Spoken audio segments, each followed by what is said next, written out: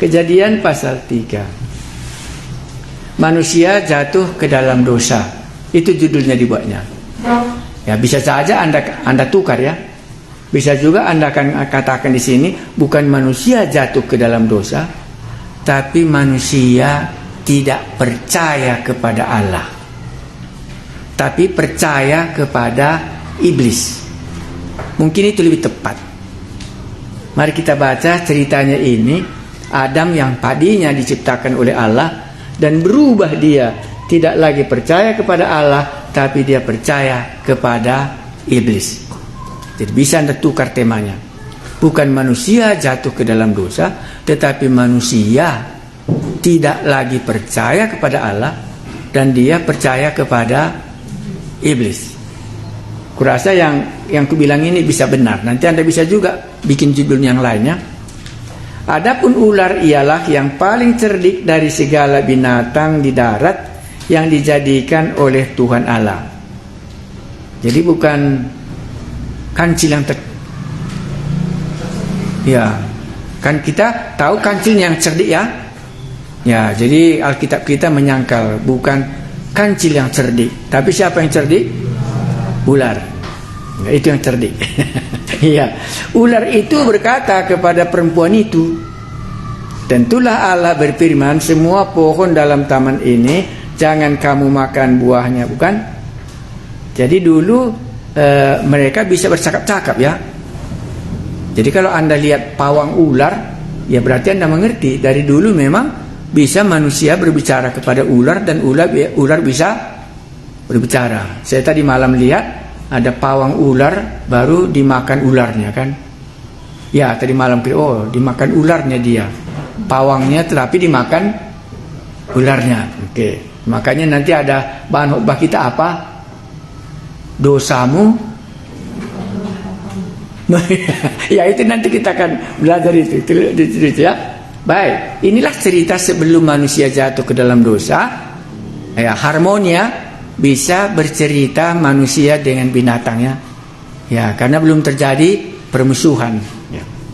Lalu sahut perempuan itu kepada ular itu, buah pohon-pohonan dalam taman ini boleh kami makan.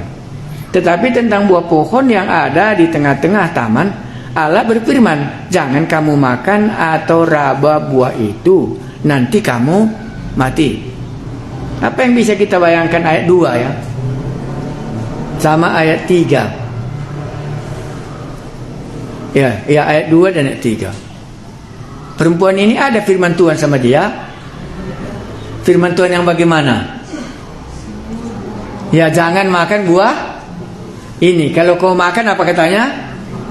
Mati. Jadi perempuan ini punya firman Tuhan. Ular ini juga punya firman Tuhan. Dua-dua mereka ya. Ayat 4. Tetapi ular itu berkata kepada perempuan itu, sekali-kali kamu tidak akan mati. Disangkal artinya ya. Jadi ular ini menyangkal firman Tuhan. Tetapi Allah mengetahui bahwa pada waktu kamu memakannya matamu akan terbuka dan kamu akan menjadi seperti Allah, tahu tentang yang baik dan yang jahat. Ini khotbahnya siapa? Ular kepada manusia ya. Ya, ini ular. Jadi rupanya si Adam ini dapat 2 khotbah. Satu khotbah dari Allah, satu khotbah dari mana? Iya, dari ular ya. Iya. Jadi bukan saja dari Allah kita dengar ya. Nah, jadi kita bisa mendengar banyak ya. Ya, tapi yang mana kita pegang itulah nanti menentukannya. Ya, kita banyak mendengar baik dari ular maupun dari Allah, maupun dari suara hati sendiri. Ayat 6. Perempuan itu melihat, berpikir dia ya. Jadi kalau kita dengar sesuatu kita berpikir.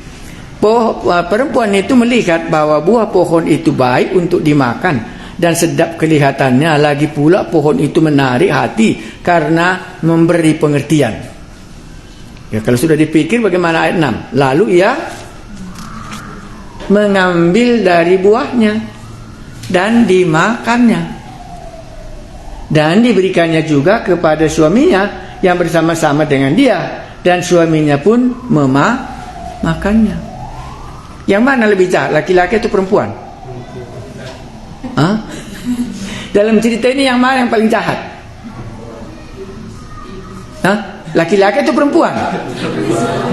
Jangan takut-takut, kita ini kan belajar firman Tuhan.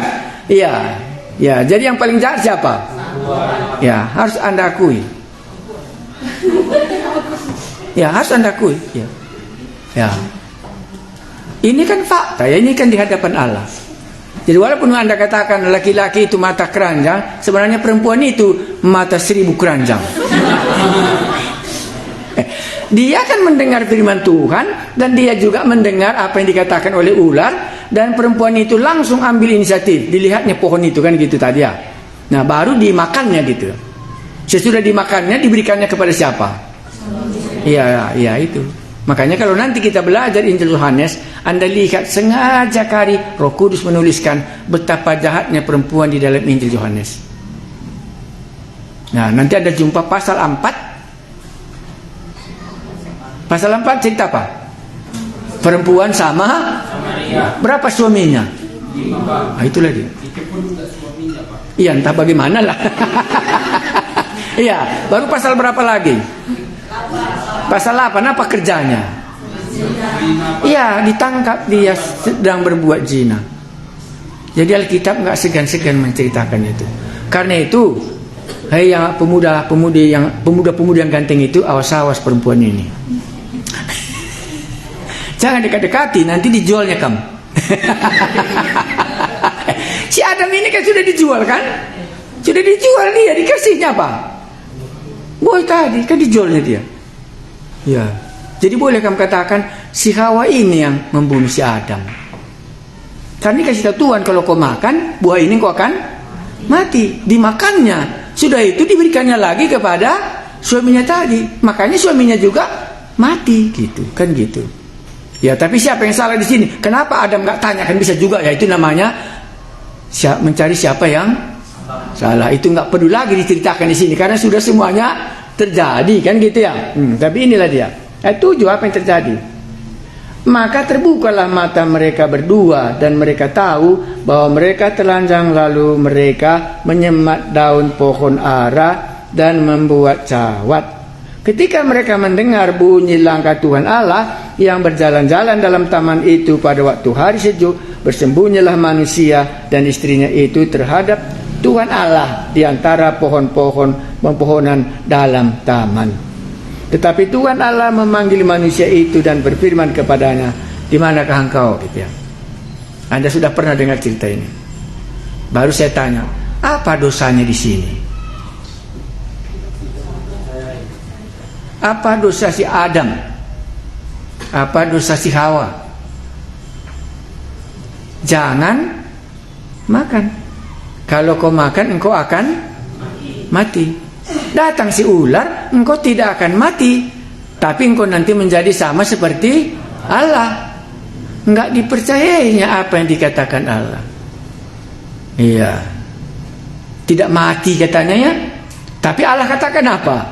Ya mati. Jadi dosa di sini ialah tidak percaya apa yang dikatakan Allah. Tapi dia lebih percaya kepada apa yang dikatakan orang yang tidak bertanggung jawab terhadap hidupnya. Cocokkah? Ular itu nggak bertanggung jawab terhadap hidupnya Adam dan Hawa. Apa rupanya dibuat ular itu sama Adam dan Hawa? Kan nggak ada. Tapi apa yang dibuat Allah sama Adam dan Hawa? Iya, dibikinnya pilih jodoh kan gitu salah satu ya. Kan enak ceritanya. Dibuat Adam, buat Allah Adam. Sesudah diciptakan Allah Adam, diciptakannya si Hawa kan begitu. Nah, baru ditaruhnya lah, oh inilah yang cocok kan gitu ya. Berkeluarga dibuat Allah mereka. Ah, ini taman Eden, ini buah pohon ini makananmu ya kata. Iya Tuhan kata. Yang ini jangan kau makan ya kata. Ya kalau kau makan ini engkau nanti akan mati gitu. Datang si ular ini, engkau tidak akan mati gitu. Makanya dosa yang pertama di sini adalah tidak percaya kepada apa yang dikatakan Allah. Jadi berdosa di sini bukan membunuh seperti si Kain sama si Habil. Itu nanti dosa semakin merajalela kan gitu ya. Ya, baru nanti dosa merajalela satu lagi apa? Sodom dan Gomora, itulah dia. Dosa yang lebih dalam lagi nanti, itulah datang air bah, kan gitu ya. Dan seterusnya, itu sudah banyak berhala ya. Itu nanti pasal 11 sudah mereka mau buat ini supaya mereka mencari Allah ke langit ya. Diturunkan Allah lagi lah, bahasa-bahasa. Akhirnya sudah nggak ngerti lagi tadi yang pertama kali datang ke sini, kusembahkan Tuhan kan. Itu mengingatkan Babil itu. Iya. Jadi dosa yang paling dalam adalah ketidakpercayaan kepada apa yang dikatakan Allah. Tetapi aku lebih mempercayai yang dikatakan oleh ular, atau dikatakan oleh temanku, atau dikatakan oleh suara hatiku sendiri. Jadi nanti waktu kita belajar Injil Yohanes, Anda akan dibawa supaya Anda bisa melebihi percaya kepada Allah daripada percaya kepada apa yang dikatakan orang. Ini temanya. Kalau Injil Markus apa temanya? Masih ada yang ingat? Anak manusia datang untuk apa? Iya, untuk melayani dan menyerahkan nyawanya menjadi tebusan banyak dosa. Kalau nanti Injil Yohanes itu tidak ada. Yang ada supaya orang yang tadinya tidak percaya lagi kepada Allah dibawanya menjadi percaya.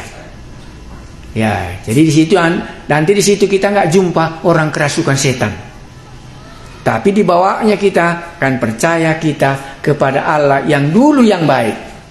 Ya, itu tema kita nanti Injil Yohanes. Jadi di sini sudah gagal Adam dan Hawa mempercayai apa yang dikatakan oleh Allah. Injil Yohanes nanti akan membawa kita kembali akan aku melebihi percaya kepada Allah daripada kepada apa yang dikatakan oleh iblis. Itulah tema Injil Yohanes nanti. Jadi kita akan ke sana arahnya. Jadi dasarnya ini tidak percaya kepada apa yang dikatakan oleh Allah.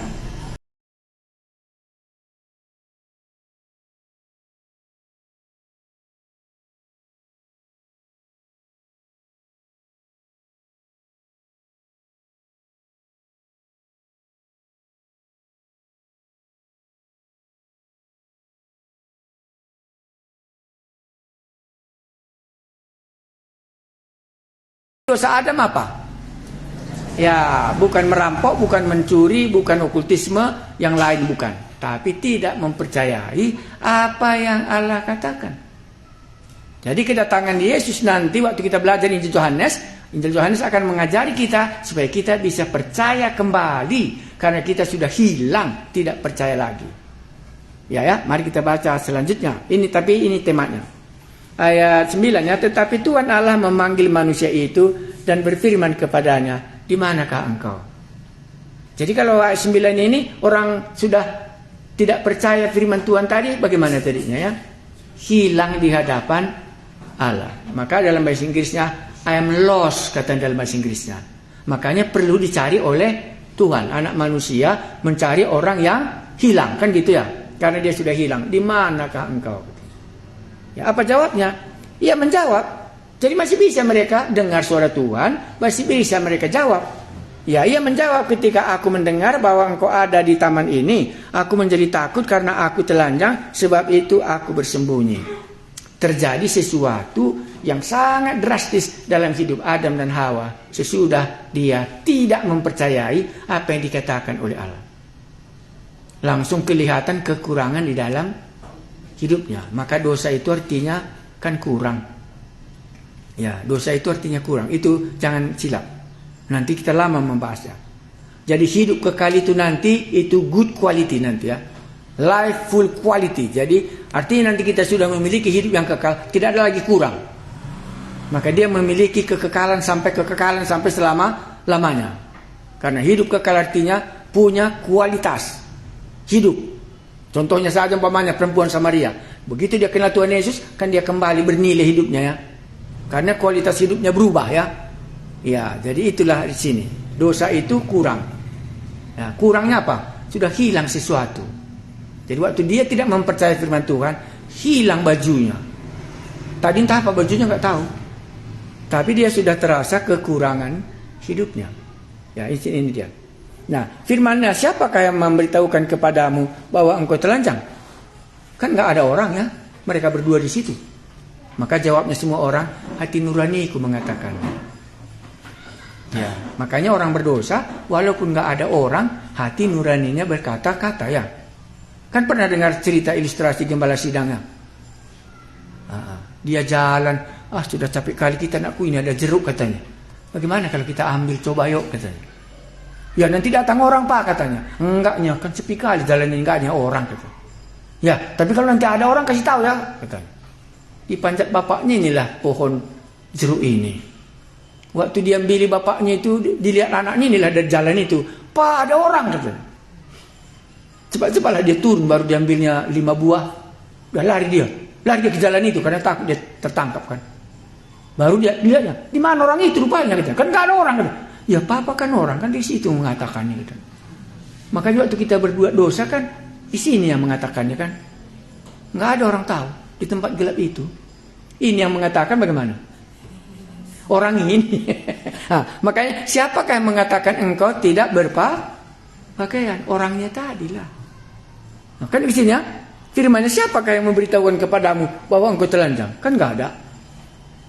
Apakah engkau makan dari buah pohon yang kularang engkau makan itu? Manusia itu menjawab, perempuan yang kau tempatkan di sisiku, dialah yang memberi dari buah pohon itu, kumakan.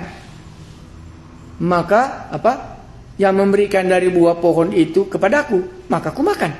Kemudian firman Tuhan Allah kepada perempuan itu, apa yang telah kau perbuat ini? Jawab perempuan itu apa lagi? Ular itu yang ia memperdaya aku, maka ku makan. Diperdaya dia. Belas kasihanlah. Dia sudah dikalahkan oleh orang lain. Diperdaya dia kan. Ya. Lalu berfirmanlah Tuhan Allah kepada ular itu, karena engkau berbuat demikian, terkutuklah engkau di antara segala ternak dan di antara segala binatang hutan. Dengan perutmu lah engkau akan menjalar, dan dengan debu tanah lah engkau akan kau makan seumur hidupmu. Jadi berubah nasibnya ya. Makanya kalau kita berbuat dosa kan berubah nasib kita ya. Ya. Bajunya si Adam sama si Hawa. Oke. Sesudah berdosa? Ya. Mari kita baca Yohanes 1 ayat 29. Apa dibuat Allah dalam Yohanes 1:29 ini kepada orang keturunan Hawa yang sudah berdosa ini semua. Kepada Adam inilah dibuat Allah. Kepada kita apa yang dibuatnya? Yohanes 1 ayat 29, karena kita mau membaca Injil Yohanes kan. Ya, apa dibuatnya dalam Yohanes 1 ayat 29 ini? Ya, mari kita baca ya. Kan begitu. Ya, tadi Allah yang membuat baju secara lahiriah ya. Ya. Ini dibuat Allah secara rohaniah, gitu ya. Ayat 29. Sama-sama kita bacanya. 1, 2 ya. Pada keesokan harinya, Yohanes melihat Yesus datang kepadanya dan ia berkata, lihatlah anak domba Allah yang menghapus dosa dunia. Jadi di sini dosa yang dihapus bukan baju yang diberi. Ya, makanya Kitab Kejadian tadi lambang, dikasihnya bajunya secara lahiriah kan gitu. Tetapi di dalam Injil Yohanes bukan lahiriahnya yang dibuatnya, tetapi dosanya itu yang diampuninya. Ya. Jadi kalau Kejadian itu secara lahiriah ada pengampunan dosa. Tetapi secara rohani itulah Yohanes 1 ayat 29. Inilah anak domba Allah yang menghapus dosa dunia. Iya. Makanya kalau kita sudah dosa kita diampuni gitu ya. Enggak malu lagi kita. Kan itu perempuan Samaria. Kan malu dia jumpa sama orang. Makanya siang-siang dia cari air ke sumur ya. Iya, tahu Tuhan Yesus, makanya dijumpainya di situ. Sesudah itu, kalau dosanya diampuni, kan nggak malu lagi dia bercerita sama orang ya. Ya, karena nggak kurang lagi dia. Demikian juga yang lain, begitu nanti dalam cerita ini ya. Jadi bayangan Allah membuat baju kepada Adam dan Hawa, kesempurnaannya nanti waktu Yesus. Inilah anak domba Allah yang dibuat Allah, di mana dosa kita dapat diampuni. Kalau di sana tadi Allah yang membuat bajunya si Adam dan si Hawa dari kulit binatang, kan gitu ini. Ya, tadi dari daun ara dibuatnya ya. Ya, ini digantinya lebih baik. Nah, sekarang ini juga sama. Kita semua bisa menutupi dosa kita dengan perbuatan kita. Kan gitu. Perbuatan baiklah, banyak berdoalah, rajin ke gereja lah, baptisan lah, kan gitu ya. Tapi itu juga nggak bisa mengampuni dosa. Makanya dibuatnya lah, inilah anak domba Allah. Allah yang membuatnya, di mana dosa dapat diampuni. Tadi Allah membuat bajunya si Adam secara lahiriah. Tapi di dalam perjanjian baru, Yesus membuat di mana dosa kita dapat diampuni. Maka kitab Kejadian bayangan di dalam perjanjian baru sudah menjadi kesempurnaan. Makanya thank you Lord, kita bilang ya, terima kasih Tuhan, dosaku sudah diampuni. Karena si Adam sesudah dia berbuat dosa pun masih dibuat Tuhan juga bajunya, nggak dibuangkannya dia. Makanya apa yang dibuat Allah itulah yang bisa mengampuni dosa kita. Di sini Adam percaya bajunya itu dipakaikan Allah. Percaya ya. Karena dia sudah punya pengalaman merasa malu karena sudah berbuat dosa. Sekarang Allah menutupi kekurangannya itu, maka dibuat Allah bajunya, bersedia Adam menerimanya. Sudah bisa ya? Jadi kalau inilah anak domba Allah yang mengangkut dosa dunia, kalau kita percaya, akan di situ tadi ya. Kalau kita menerimanya, ya dosa kita dapat diampuni. Itulah pengalaman Adam.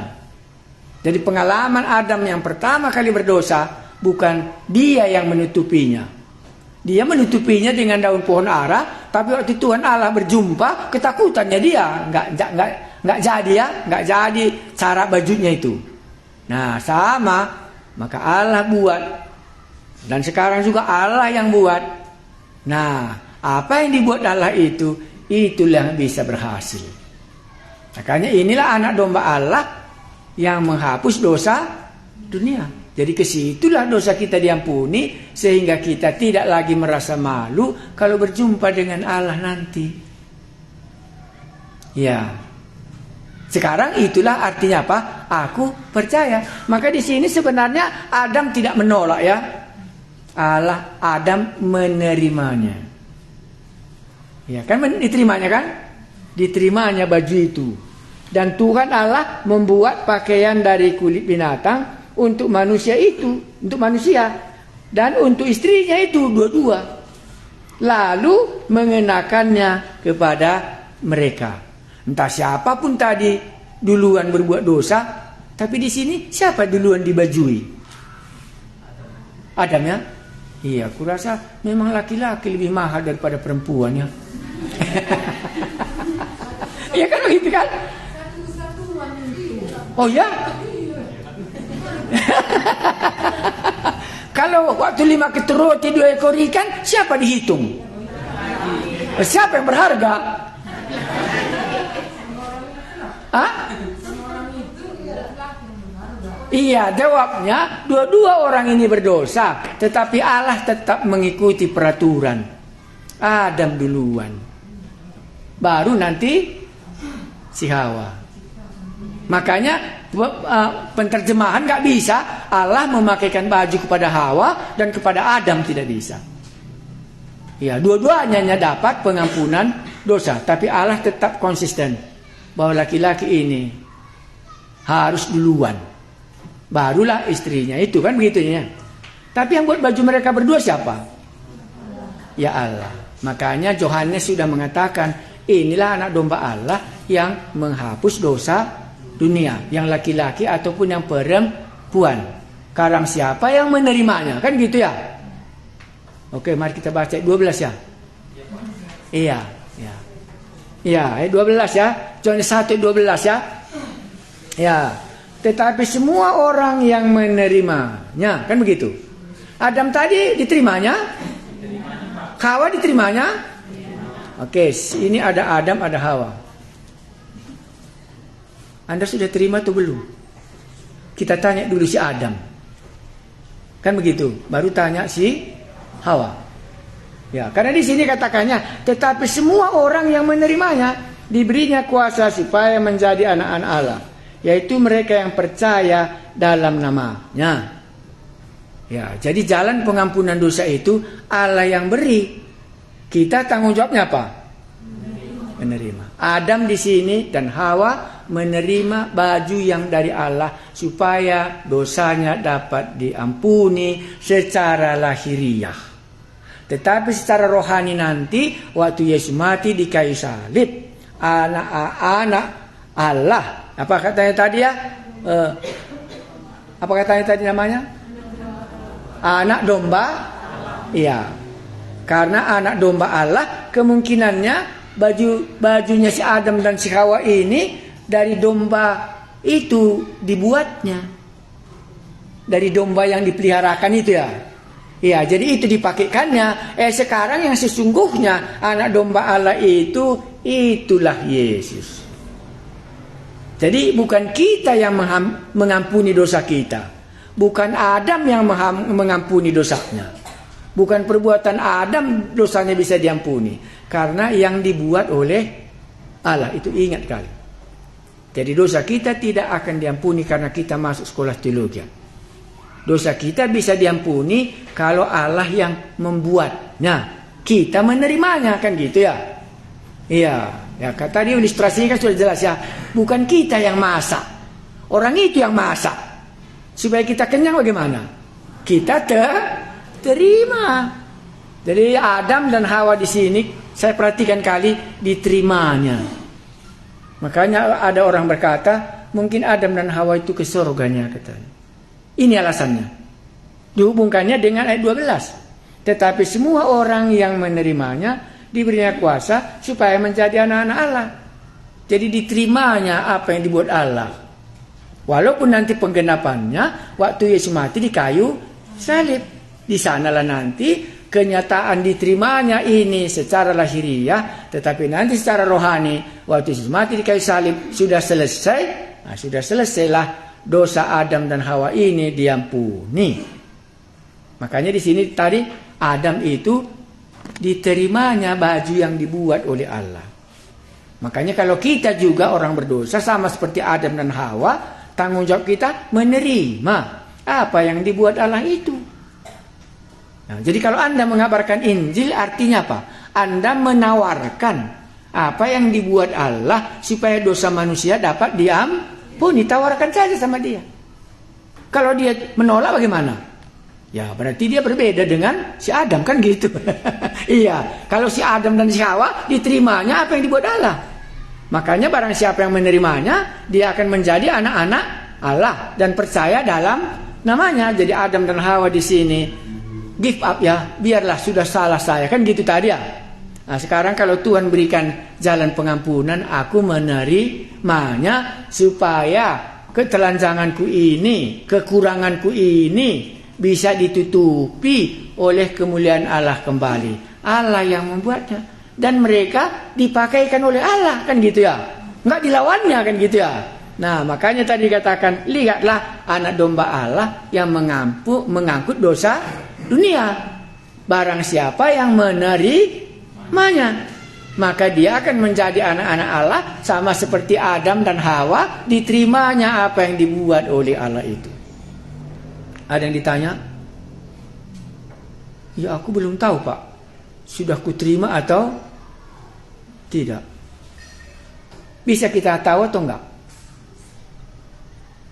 Adam tahu dia? Ya tahulah kan.